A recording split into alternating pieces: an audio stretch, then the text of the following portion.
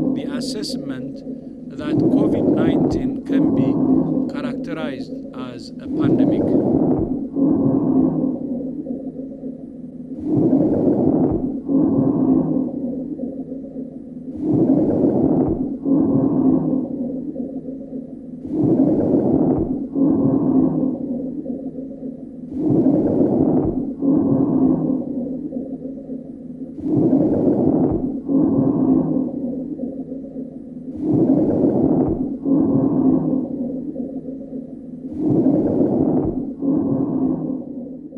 Hello, Sister Imelda. Good afternoon. Thank you for being here.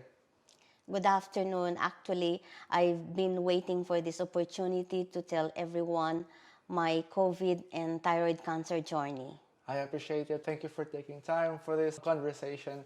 You've been through a lot through COVID and cancer all together in a short span of time. Tell me your job role before you got COVID. I was a ward manager in Cherry Ward in Darent Valley Hospital. It is an orthopedic unit. I have been in this hospital for 19 years. I came to this hospital in 2001 with other 39 Filipino nurses. We also had COVID positive patients when I got unwell. So it started actually on April the 3rd. We were expecting the peak of COVID on April 15. So the hospital was preparing for the peak of COVID for April 15, but I already had developed the symptoms on the 3rd of April. So I had chills and fever. So I isolated myself. My staff and my friends have supplied me foods. And on day 6, I was swab positive for COVID. I understand that during this time there was a surge of COVID deaths as broadcasted in all the news channels around the world. How did it feel when you tested positive from COVID?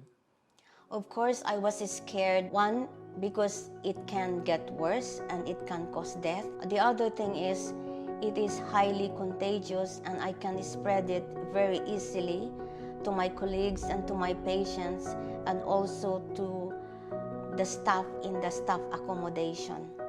When you were isolating, your first symptoms were just temperature, high temperature and diarrhea, as you said. At what point did you realize that your COVID got worse? What symptoms developed? All the symptoms became persistent. My fever became so high. I had persistent cough, so my diarrhea got worse. So I decided to go to the hospital on the 10th of April. That is exactly a week after my first symptom developed. Going back to testing positive and having your symptoms worsen, obviously you have family back home in the Philippines, and how did they take the news that you were positive for COVID, and how did you deliver the news to them? It was not very easy because during that time, the cases, the deaths is being shown on the telly, on the news, and globally everyone was scared of COVID. During the course of your COVID journey, your COVID battle, you've been through different hospitals and had different treatments. Can you go into details of these things that you had, the treatments? So initially, I was admitted to Darent Valley Hospital. It is the hospital where I work, and I was commenced on intravenous antibiotics and intravenous fluids because I was not been eating and drinking very well, and my temperature was very high when I came into the hospital. So on the 14th of April, I became worse, and they trialed me with proning and on CPAP, but my condition worsened, so I was intubated. So the first thing that the ITU consultant told me before intubation was, we will now put you to sleep because we don't want your heart to be too tired. We are now taking over. So I realized that I may not come out of COVID, and I embraced the possibility of my death. So I decided to be grateful even, and I thank the Lord for giving me 53 years of very good life, and I surrendered everything to Him. Surprisingly, at that time, I felt peace and comfort, knowing that my God will meet me in heaven, and I surrendered everything to Him. Of course, I remembered my family back home, but I reassured myself that they will gonna get over it when I die. The last thing I remembered was someone was holding my legs and I began to sleep. My condition did not improve, so I was moved to St. Thomas's for veno-venous ECMO, where the machine had taken over or replaced the function of my lungs and my heart. So I was there for 26 days of ECMO.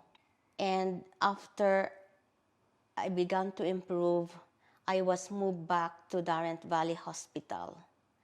But I was still needing the breathing machine. When finally I woke up, I began to realize that I was not able to speak because I had tracheostomy tube, I had NG tube, I had 2 CBP lines, I had 2 arterial lines, a catheter, and a flexi seal in my back passage. I already had like foot drop, so my both legs were on splints, so I was unable to move my legs and my arms.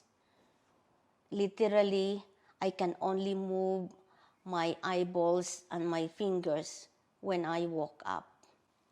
Going back to the bit where you had tracheostomy, tell us about you being diagnosed with thyroid cancer. After 3 days of waking up from ITU, I was in shock when the consultant said to me that incidentally, it was found out during my tracheostomy and CT scan at St. Thomas Hospital that I have also a malignant thyroid cancer. I was devastated at first and I refused to have physiotherapy that day. I did not eat for the whole day because of, I think I was a little bit depressed. But after a while, being a nurse, I decided to be focused and more positive.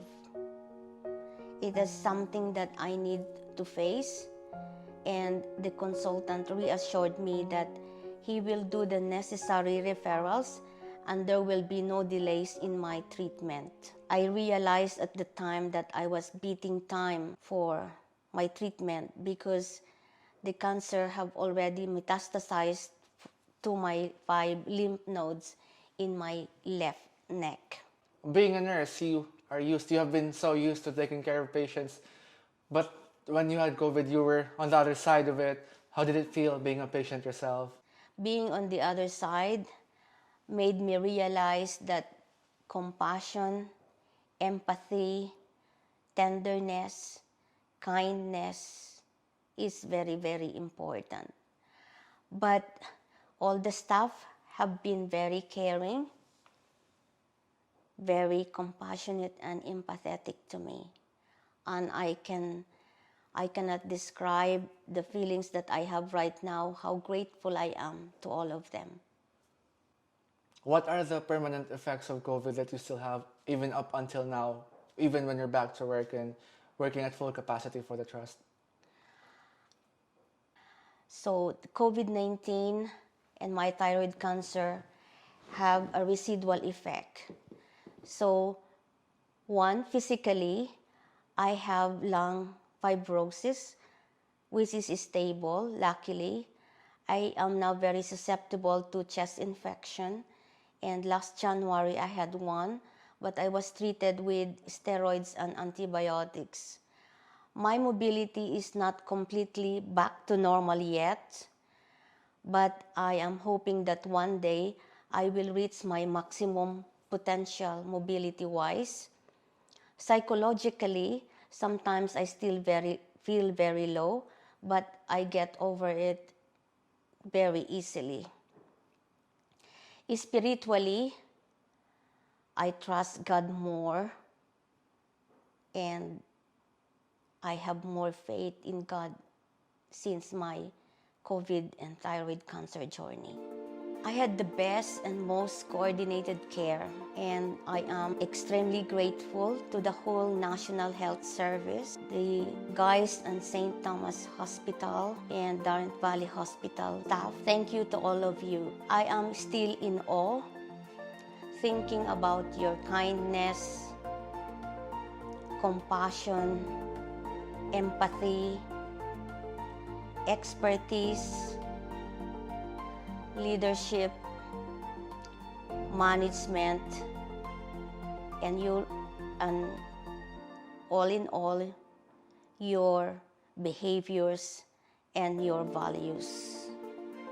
Being your patient and employee is truly a great experience.